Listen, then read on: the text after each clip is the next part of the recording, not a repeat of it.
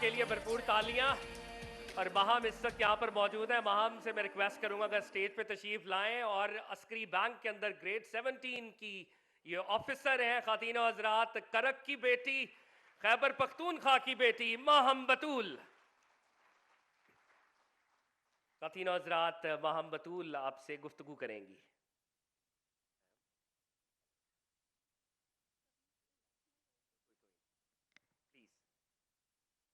माहम की आंखों में आंसू हैं और she is moved by the occasion. Ladies and gentleman, बेटा प्लीज।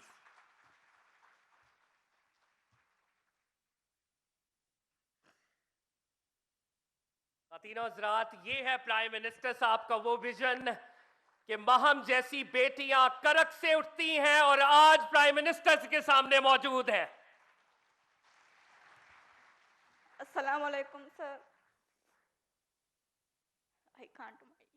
आपको प्राइम मिनिस्टर एक्नॉलेज करते हैं। बेटा प्लीज आप जाएं। She has been overcome by emotions. वो बहुत ज्यादा इमोशनल है और वजीर आजम इन द लिटरल सेंस वालिद की तरह इन बच्चों से प्यार करते हैं। आपकी भरपूर तालियां लेडीज एंड जेंटलमैन।